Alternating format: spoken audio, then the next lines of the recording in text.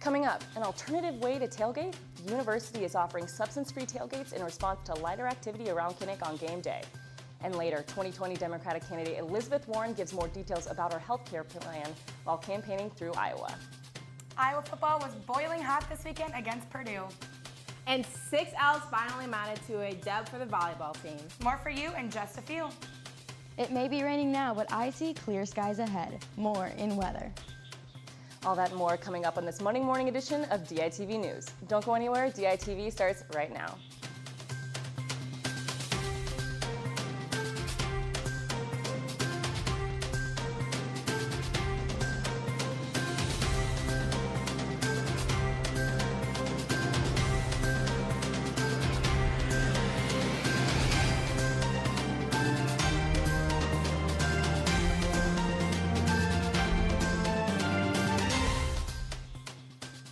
Good morning and thank you for tuning in. I'm Abby Napolis.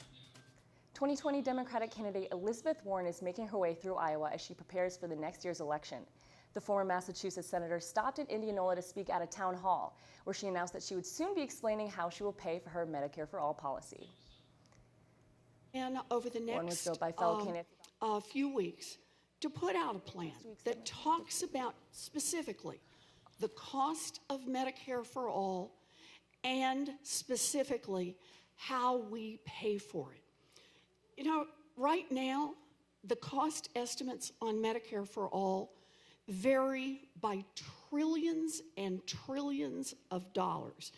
And the different revenue streams for how to fund it, there are a lot of them. So this is something I've been working on for months and months. And it's got just a little more work until it's finished. Warren was grilled by fellow candidates about her Medicare policy during last week's Democratic debate. Many voters are waiting to hear exactly how Warren will go about paying for her aggressive policy. For more information on Warren and the 2020 election, check out the politics tab at dailyiowan.com. After public concern about the decreased energy around Kinnick on game day, the UI Collegiate Recovery Program is taking steps to draw in bigger crowds. The program has begun offering substance-free tailgates near the stadium for students looking to socialize in a controlled environment. Around 100 students showed up to the homecoming tailgate this weekend. The UI Collegiate Recovery Program was funded here at the university in 2016 and has 28 chapters throughout the Midwest. Along with substance-free tailgates, smart recovery meetings are also being introduced to campus. These meetings offer counseling not only for individuals struggling with substance abuse, but for anyone with family and friends affected by those struggles. Well, I know this past weekend was just riddled with rain, so we'll see how these next few days are going to come with weather with Emily in the studio. It's been a rainy morning so far today with temps in the 50s, and I'm afraid it's going to get worse before it gets better. We'll be seeing thunderstorms around 9 today, but it'll clear up around lunchtime. This afternoon will be windy, but by the evening the clouds will be back and temps will be back down to the low 50s. Those temps will stay low on Tuesday, and we'll also be seeing some pretty strong winds up to 23 miles per hour, so make sure to bundle up. Wednesday and Thursday will stay dry but overcast with highs at 60 and 47 respectively.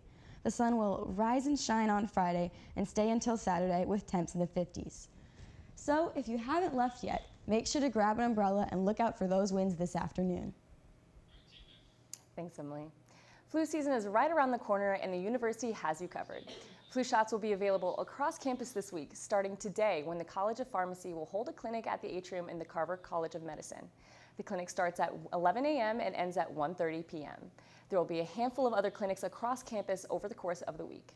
Head to the University of Iowa events page for all dates and locations. Hawkeye football and Hawkeye volleyball had a good weekend, so I'll toss it over to Kim and Tiana in the sports studio with more. Thanks, Abby. This weekend, Iowa football was trying to end their losing streak when a struggling Purdue team came into Kinnick. In true Iowa fashion, they opened this game with a 30-yard field goal in the first quarter to put the Hawks up 3-0. Later in the first, Duncan back again doing what he does best. A 44-yarder from the nation's field goal leader puts Iowa up 6-0. Excuse us if we keep repeating ourselves, but in the second quarter, MVP Keith Duncan hits a 42-yarder to put up Iowa by 9.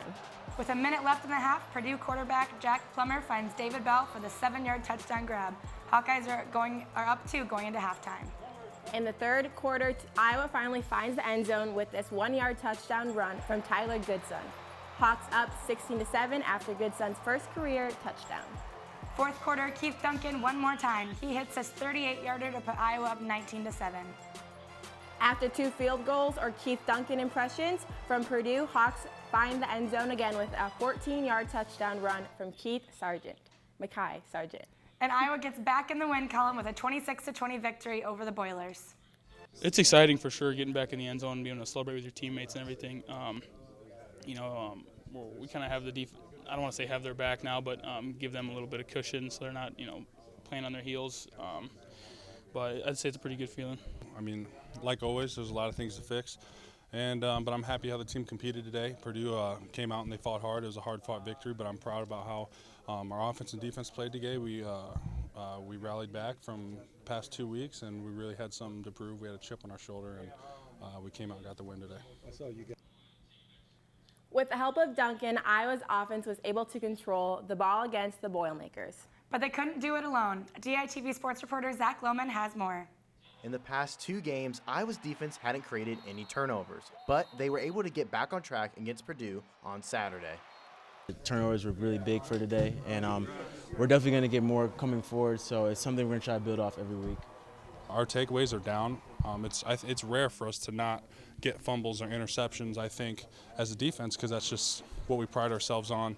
And it was good to get them today. And, that's something we've emphasized all week. With Iowa's defense having 2 turnovers, it made the job easier for the Iowa offense. It's exciting for sure, getting back in the end zone and being able to celebrate with your teammates and everything. We kind of have the I don't want to say have their back now, but give them a little bit of cushion so they're not, playing on their heels. But I'd say it's a pretty good feeling. They did a lot of things that were tough on our offensive line. And really happy with the way their offensive line, responded in the second half, punching in more touchdowns. Iowa will need both the offense and defense to shine as they take on Northwestern this weekend. Reporting from Kinnick Stadium, Zach Lohman, DITV Sports. With the Hawks defense being ranked in the top 10 and the Wildcats offense being ranked in 124th in the nation, expect Iowa's defense to have another stellar performance this weekend. The Iowa volleyball team finally ended its 6-game losing streak with a 3-1 win over Indiana on Sunday. The Hawks traded points with the Hoosiers the entire first set, but Indiana took the lead toward the end, winning the set 25-20. But the Hawks found their stride in the second set. Setter Bree Orr racked up 13 assists as they battled 26-4 to take the second set. They continued their positive rhythm in the third set with 20 overall team digs and dominating the Hoosiers 25-9. In the fourth set, junior Greer Hughes added a few kills to her stat sheet to give the Hawks a 15-10 lead. They didn't look back and finished off the set to win the match 3-1. Coming off. I think it's just staying within the concept that every day we have to continue to get better. So this shot was working against Indiana, which is great, what we won with, but let's have a plan B. And so I think that's what we're moving forward with is our plan B and fine-tuning that. That way, if we start out that way and we need to switch it up, we're very familiar with it. Coming off of this big win, the Hawks will travel to West Lafayette to face Purdue and Indiana this weekend. We're leaving you with a couple of dubs today. So tune in tomorrow for more football content. Like we don't have enough of that already. Abby, back to you. Thank you, ladies. The tides have changed as Frank Ocean dropped his first single in over 3 years. Ocean cooled off some feverish fans with his track titled DHL on Saturday night. Prior to his release, the last drop was all the way back in 2016 when he released the album Blonde. So if you want to hang 10 on the waves of emotion, check out the one and only Frank Ocean. That's all we have for you on this Monday morning edition of DITV News. Be sure to head over to thedailyiowan.com for all your latest news between Monday and Friday. And if that isn't enough of the Daily Iowan for you, be sure to check out our print edition of the news on stands now. For DITV News, I'm Abby Napolis. Have a great day, Iowa City.